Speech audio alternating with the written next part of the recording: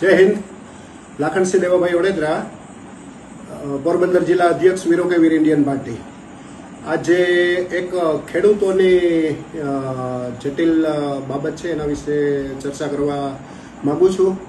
આપણું મોઢવાડા ગામ છે અને મોઢવાડા અને સિસલી વચ્ચે જે મોઢવાડા અને સિસલીના ખેડૂતો છે અને એ જમીન અંબારંબા સીમ વિસ્તારમાં આવે છે અને નવા ટીપણ અને નવી ભરતી અનુસાર આ ખેતરની વાસ્તવિક પોઝિશન પૂર્વ પશ્ચિમ એટલે કે ઉગમણાથમણ હતી.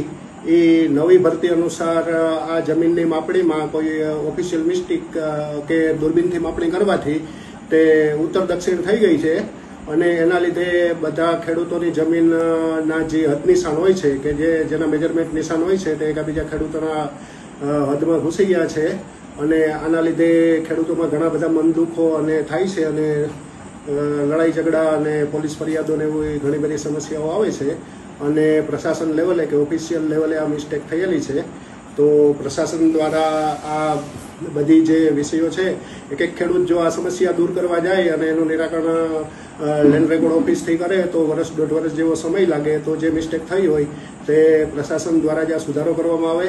અને બીજું, સિસલીથી છેક પોરબંદર સુધી જેથી વાહન વ્યવસ્થા નહોતી ત્યારે એક સીમાડો જે કાચો રસ્તો છે તે સિસલીથી છેક પોરબંદર સુધી આવતો, મોઢવાડા થઈને અને ભારવાડાના ખારામાં અને બેગામ થઈને પોરબંદર આવતો. જ્યારે વાહન વ્યવસ્થાની સુવિધા નહોતી ત્યારે બળદગાડા લઈને ખેડૂતો પોતાનો પાક લઈને પોરબંદર આવતા અને આ રસ્તાને પોરની ગારી એવું નામ આપતા. હવે જે મોઢવાડાની ધાર છે ત્યાંથી સિસલી સાઈડમાં નવા ટીપણ મુજબ આ રસ્તો જ ગાયબ છે. તો આટલો જૂનો રાજાશાહી સમયનો રસ્તો ટીપણમાંથી કઈ રીતના ગાયબ થઈ જાય? આ રસ્તો હમણાં મેટલ મંજૂર થયો હતો, પરંતુ ત્યાં સર્કલ ઓફિસર કે કોઈ ગયેલા અને એને નવા ટીપણ અનુસાર ઓબ્ઝર્વેશન કર્યું તો રસ્તો નકશામાં જ નથી. તો જૂના ટીપણો અને એની સાથે ટેલી કરી અને આ રસ્તો પાછો એને વ્યવસ્થિત કરવામાં આવે અને મેટલ કરવામાં આવે. કેમ કે 1 કિલોમીટર રસ્તો બિલકુલ ધવળ થઈ ગયો છે અને આ રસ્તો બંધ હોવાથી આ જે સીમ વિસ્તારના ખેડૂતો છે તેને આ 1 કિલોમીટર રસ્તાની સમસ્યાને લીધે 8 કિલોમીટર ફરીને જવું પડે છે. તો પ્રશાસન આ બાબતે ધ્યાન દે અને આ ખેડૂતોની જે સમસ્યા છે એનું નિરાકરણ કરે અને જે આ જમીનની જે વાસ્તવિક પોઝિશન છે એને અનુસાર પાછું આની જો ફરીવાર જે દૂરબીનથી કે કઈ રીતના માપણી કરી હોય એમ કરીને વાસ્તવિક પોઝિશનમાં નવા ટીપણો બને એવી પ્રશાસન પાસે પણ અપેક્ષા રાખું છું.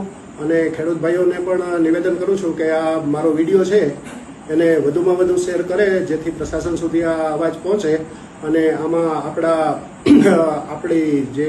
હકમાં પ્રશાસન નિર્ણય કરે અને પાછી જે વાસ્તવિક પોઝિશન હતી એ પ્રમાણે ખેતરોની મેજરમેન્ટ થઈ જાય લેન્ડ રેકોર્ડ ઓફિસ દ્વારા.